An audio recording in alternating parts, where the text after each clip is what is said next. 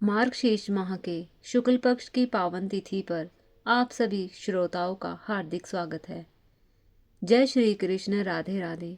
भगवान श्री हरि की अनंत कृपा आप सभी भक्तों पर सदैव बनी रहे, इसी मंगल भावना के साथ आज की दिव्य कथा का शुभारंभ करती हूँ। आज मोक्ष देने वाली, पापों का नाश करने वाली और मन को पवित्र करने वाली मोक्षदा एकादशी का दुर्लभ व्रत है। कहते हैं इस एक तिथि से बड़ा कोई मोक्ष प्रदायक व्रत नहीं। महाभारत के युद्ध भूमि में इसी शुभ दिन भगवान श्री कृष्ण ने अर्जुन को श्रीमद् भगवत गीता का अमृत उपदेश दिया था।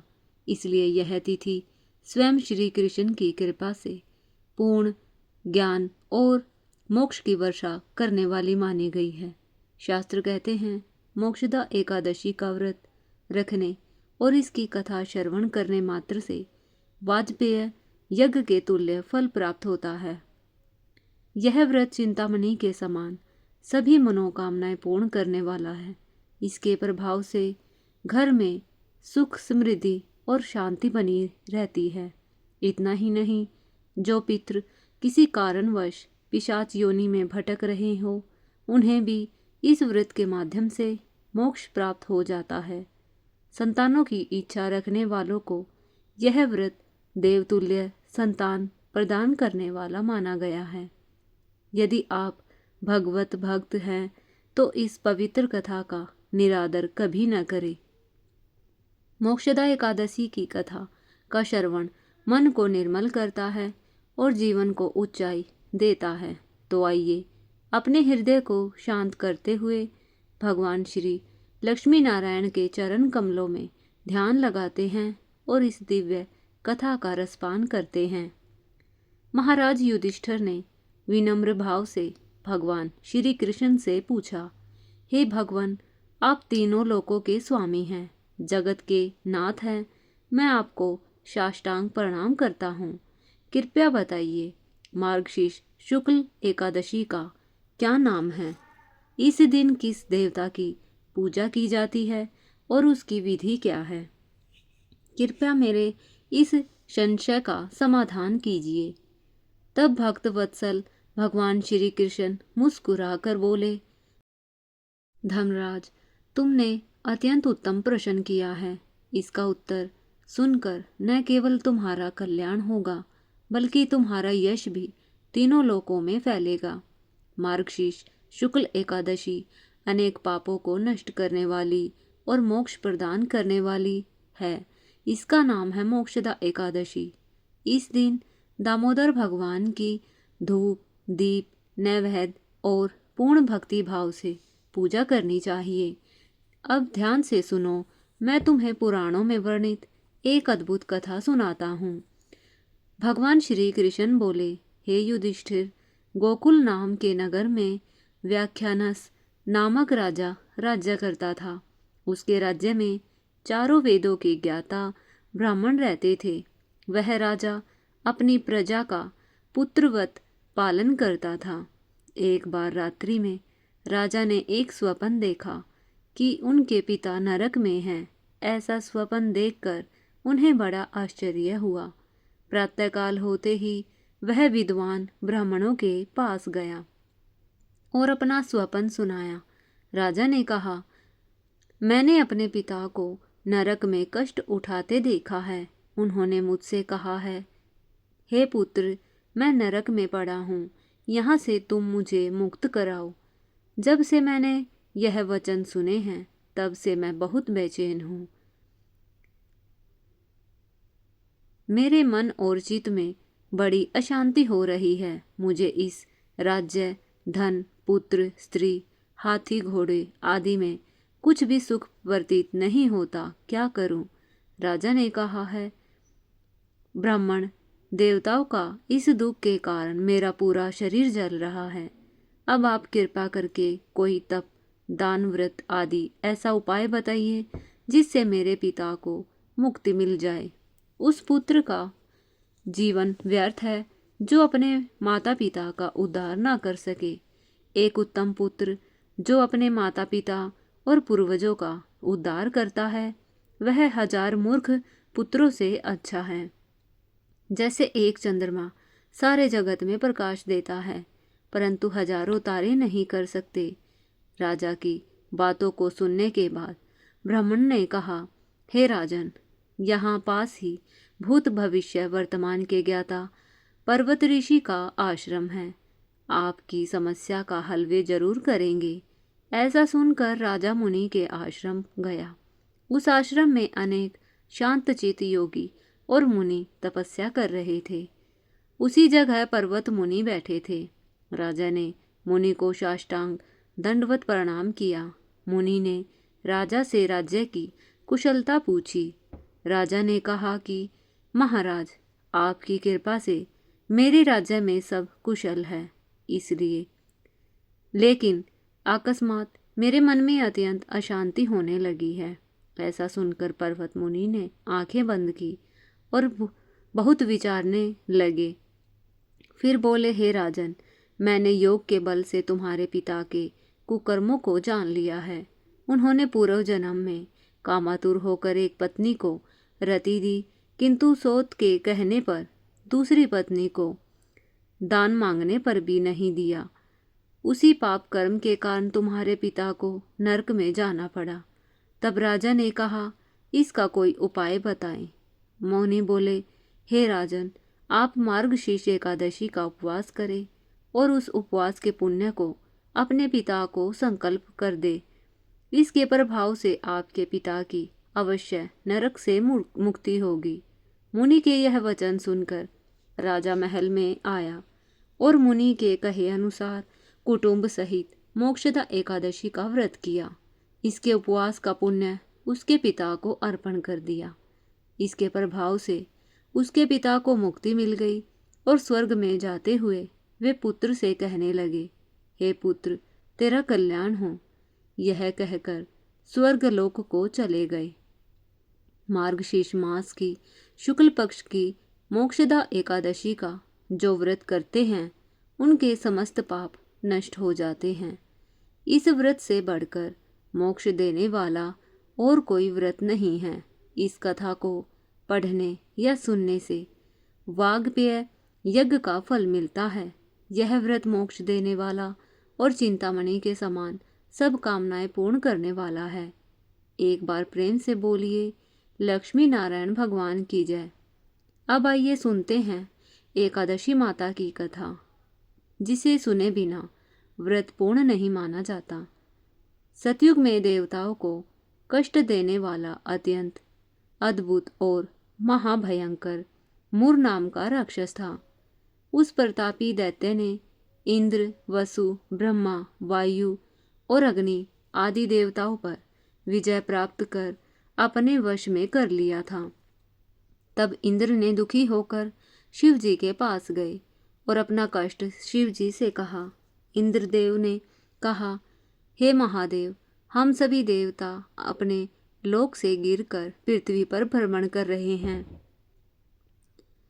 हे प्रभु, हम देवताओं की क्या गति होने वाली है? भगवान शंकर ने कहा, हे इंद्र, आप भगवान विष्णु की शरण में जाओ, वही आपको मार्ग दिखाएंगे। इस प्रकार भगवान शिव के वचन सुनकर देवराज इंद्र अपने गणों और देवताओं सहित विष्णु भगवान के पास गए। भगवान को जल में सोए हुए देखकर इंद्र दोनों हाथ जोड़कर उनकी स्तुति करने लगे और बोले, हे देवताओं से वंदित पुरुषोत्तम, आपको नमस्कार है। हे दैत्य शत्रु कमल नयन मधुसूदन, हमारी रक्षा करो। दैत्यों से भयभीत यह सब देवता गण अब मेरे साथ आपकी शरण में आए हैं। हे जगन्नाथ, आप ही शरण देने वाले हैं, आप ही कर्ता हैं और आप ही कारक हैं। आप सभी लोकों के ज्ञाता हैं। आप ही संसार के पिता हैं। आप ही उत्पन्न, पालन एवं संहार करने वाले हैं। हे प्रभु, आप सभी देवताओं के सहायक हैं और शांति देने वाले हैं। आप ही शंकर हैं, आप ही ब्रह्मा हैं। हे प्रभु, आप ही त्रिलोकी का पालन करने वाले हैं। हे भगवान, हे देव देवेश, हे शरणागत वत्सल, आप ही यज्ञ के यजमान हैं और आप ही फल को भोगने वाले हैं। हे प्रभु, दानवों ने देवताओं को पराजित कर दिया है। देवता लोग पृथ्वी तल पर विचर रहे हैं, इसलिए हे जगन्नाथ हमारी रक्षा करें। इंद्र के वचनों को सुनकर भगवान विष्णु बोले कि यह मायावी दानव कौन है जिसने देवताओं को पराजित कर दिया है? उसका क्या नाम है, कहाँ रहता है, उसकी कितनी सेना है और किसका इसे आश्रय है? हे इंद्र, निर्भय होकर कहो। तब इंद्र बोले, हे प्रभु, भक्तों पर अनुग्रह करने वाले देवताओं को महान कष्ट देने वाला नाड़ी जंग नाम का दैत्य उत्पन्न हुआ है। जैसे ही दैत्य का बलशाली मूर नाम का यह पुत्र है और विख्यात चंद्रावती नाम की उसकी नगरी है। वह दुष्ट आत्मा बलशाली दैत्य संसार को जीतकर सभी देवताओं को अपने वश में करके देवताओं को स्वर्ग से बाहर निकालकर उसी नगरी में रह रहा है। वह इंद्र, अग्नि, यम, वायु, चंद्रमा, वरुण आदि के स्थानों पर भी स्थित है और वही सूर्य बनकर तप रहा है। हे प्रभु, वही में है। वह सभी देवताओं से अजेय है। उस दुष्ट दैत्य का संहार देवताओं को विजय बनाइए। इंद्र के ऐसे वचन सुनकर भगवान क्रोधित होकर बोले, हे देवेंद्र, तुम्हारे शत्रु उस महाबली दैत्य का मैं संहार करूंगा। आप सभी पराक्रमशील देव उसकी नगरी चंद्रवती चलो। ऐसा कहकर भगवान विष्णु को आगे करके सब देवता उसकी नगरी में गए। तब देवताओं ने सहस्त्रों आयुधों से सुसज्जित असंख्य दैत्यों के ऊपर आक्रमण करते हुए देखा। उस बलशाली असुर के भय से आक्रांत सभी देवता संग्राम से भागकर दशों दिशाओं में चले गए। तब भगवान को अकेले देखकर वे असुर अनेक प्रकार के अस्त्र शस्त्र लेकर दौड़े। उस दैत्य सेना को दौड़ते देखकर शंख चक्र गदा को धारण करने वाले भगवान विष्णु ने सर्प के विष के समान भयंकर बाणों से उनको वेध दिया। भगवान विष्णु के हाथ से सैकड़ों असुर मारे गए, परंतु एक वही दानव विचलित न होकर बार बार युद्ध करता रहा। भगवान विष्णु के हाथों से छोड़े गए बाणों को अपने तेज से कंठित करने लगा। फेंके हुए अस्त्र शस्त्र उसको हानि नहीं पहुंचा सके। अस्त्रों शस्त्रों के प्रहार से भी उस देवता को जीतने में असमर्थ कर रहे थे। तब परी के समान बाहुओं से भगवान युद्ध करने लगे। अनेक वर्षों तक बाहु युद्ध करते हुए भगवान विष्णु थक कर बद्रिका आश्रम चले गए। वहां हेमती नाम की सुंदर गुफा में जगत के स्वामी भगवान विष्णु ने शयन के लिए प्रवेश किया। हे अर्जुन, 10 योजन विस्तार वाली उस गुफा का एक ही द्वार था। भगवान विष्णु थके हुए सो गए। वह दानव भगवान का पीछा करते हुए उस गुफा में पहुंच गया। वहां भगवान को सोया हुआ देखकर वह दानव विचार करने लगा कि दानवों का शत्रु इस विष्णु को मैं अब मारूंगा। वह दुर्बुद्धि ऐसा विचार कर मन में लेकर कह ही रहा था कि उसी समय एक दिव्य तेज वाली कन्या का भगवान के अंगों से प्रादुर्भाव हुआ। उस देवी और दैत्य के बीच भयंकर युद्ध हुआ। उस देवी को देखकर वह दैत्य विस्मित हो गया और सोचने लगा कि ऐसी रौद्र रूपा भयानक स्त्री किसने बनाई है जो अति प्रबल वज्रपात कर रही है। उस महादेवी ने उस महाबली मूर नामक दैत्य को तुरंत रथ सहित करके क्षण मात्र में उसके सब अस्त्र शस्त्र काट दिए। जब बाहों में शस्त्र लेकर महाबल पूर्वक वह दैत्य दौड़ा, तब देवी ने उसकी छाती में घूसा मारकर उसे गिरा दिया और वह फिर उठाकर देवी को मारने के लिए दौड़ा। देवी ने क्रोधित होकर उसका सिर काटकर क्षण मात्र में उस असुर को मारकर पृथ्वी पर गिरा दिया। सिर कटने पर वह दैत्य यमलोक पहुंच गया। शेष दैत्य भय से पीड़ित होकर दीनहीन बने हुए पाताल में चले गए। तब भगवान विष्णु ने निद्रा से उठकर अपने सामने मरे हुए उस दैत्य को देखा और अपने सामने नम्रतापूर्वक हाथ जोड़कर खड़ी हुई कन्या को देखकर जगत के पति विष्णु भगवान विस्मित होकर प्रसन्न मुख से बोले कि गंधर्व पवन इंद्र सहित सब देवताओं को जीतने वाले इस दुष्ट आत्मा दैत्य को किसने मारा, जिसने लोकपालों और नागों की क्रीड़ा मात्र में ही जीत लिया था, और जिससे परास्त हुआ मैं भी इस गुफा में शयन के लिए विवश था। किसकी दया से मैं सुरक्षित हुआ, वह कौन है? कन्या बोली, हे प्रभु, आपके अंश से उत्पन्न मैंने ही उस मूर नामक दैत्य को मारा है। आपको शयन करते देख मारने की इच्छा करते हुए तीनों लोकों के कंटक इस दैत्य को मैंने मारकर देवों को निर्भय बना दिया है। हे प्रभु, सब शत्रुओं को भय देने वाली आपकी ही मैं महाशक्ति हूँ। तीनों लोकों की रक्षा के लिए संसार के इस भयंकर दैत्य को मरा हुआ देखकर आपको आश्चर्य क्यों हुआ? भगवान विष्णु बोले, तुमने इस असुर को मार दिया, लेकिन मैं तुमसे बहुत प्रसन्न हूँ। सभी देवता आनंदित हुए। तुमने जो यह भलाई का काम किया है उससे तीनों लोकों में आनंद छा गया। मैं तुमसे अत्यंत प्रसन्न हूँ, इसलिए हे सुवर्ते, तुम वर मांगो, मैं तुम्हें ऐसा वर दूंगा जो देवताओं के लिए भी दुर्लभ हो। कन्या बोली, हे प्रभु, यदि आप मुझ पर प्रसन्न हैं और मुझे वर देना चाहते हैं तो ऐसा वर दे जिससे मेरे दिन में अर्थात एकादशी व्रत करने वाले मनुष्यों को मैं महापापों से छुड़ा दूं। पूरे दिन उपवास का जो फल है उसका आधा फल नक्त भोजन करने वाले को और आधा फल एक बार भोजन करने वाले को हो।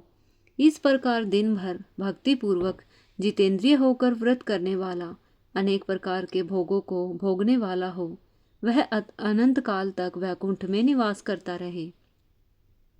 हे प्रभु, आपकी कृपा से यह वरदान मुझे प्राप्त हो।